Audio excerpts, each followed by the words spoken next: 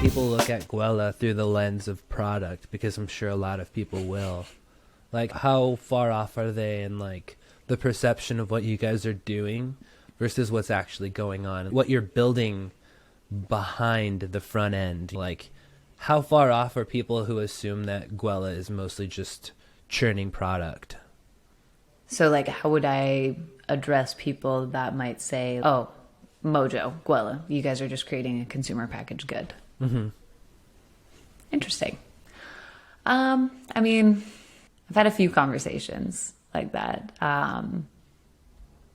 Knowing the plant medicine community, there's understandably concern from people who have experience with psychedelics, plant medicine, sacred ritual, ceremony. Like, there's definitely a rub point between, like, ancient medicines and modern technologies and form factors and ways of consuming things. And so there's definitely friction points when it comes to, like, creating modern products with these things that have been used in ancient traditions and ceremonial practice and for, like, more sacred usage or medicines, things like that. So it is something that we definitely encounter and try to be very mindful of, but we work with the tools that we have and the tools and know-how that we have. So if people want to say, you're creating a chew, like, you guys are, like, there's no psilocybin in it. And we're like, yeah, there's no psilocybin in it because it's illegal.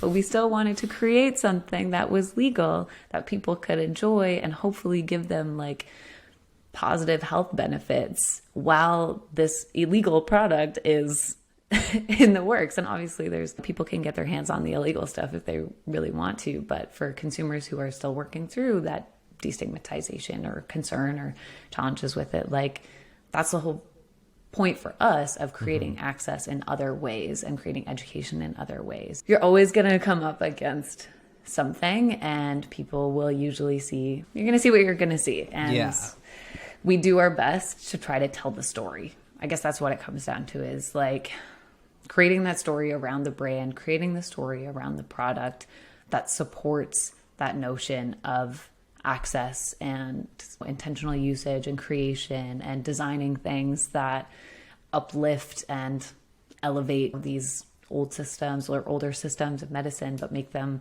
into new form factors that people are going to be like, I don't love chewing on raw mushroom, but I will eat a gummy. So these people still get to get the benefits. Yeah. So it's like telling enough of that story so that it's not a bombardment of, this is everything about us and everything we're trying to do, but making it, like, it's tangible. We want it to be tangible in the brand, that, like, there is an ecosystem around this. There's enough education. We're letting you into the lab and the science behind it and why it works the way that it works. Like, we're not trying to close any doors or keep any secrets or just be like, here's our product. Yeah. So anyways, yeah, it's how you tell that story is very important, especially in a very nuanced industry like this and with very nuanced products like a microdose mimicking chew. Totally. And product education is like that's why it's such a big part of what you do.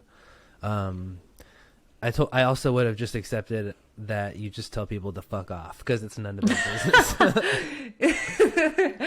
I think I mean, maybe internally we say it every once in a while. No, just kidding. I think like people underestimate, like, when they see a product, like, behind every product is usually the company who produces a very simple product is also a media company and a research company. And like, it takes so much research to finally put out a product that seems really simple. And I think that's one of the beautiful things about product, and I guess about marketing as well, is it just makes things seem like it took 5% of the work it actually took, you know? Oh yeah. This, like, flawlessly presented, like, creative. It's just, like, beautiful. Like, thousands of hours. Yeah.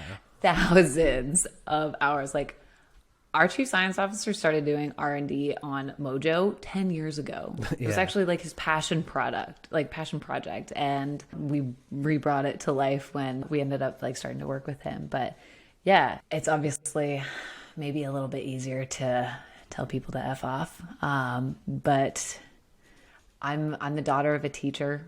I come by it honestly that I truly just want to educate people and be like, maybe that's your opinion. I'm sorry that you see that way. Let me help you maybe see it a different way.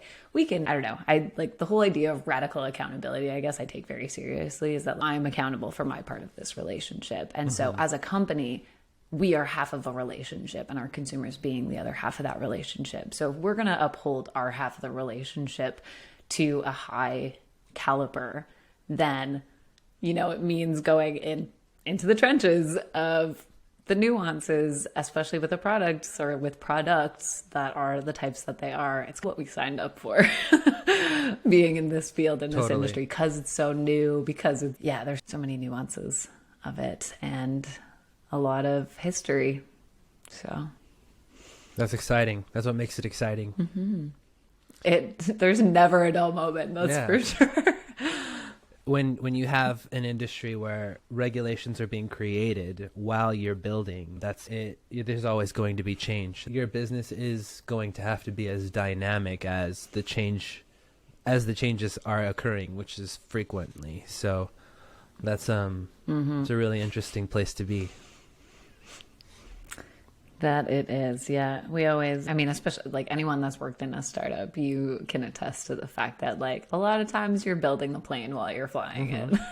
Totally. Flying by the seat of your pants and showing up as best you can every day until things like hit a bit of a smoother patch.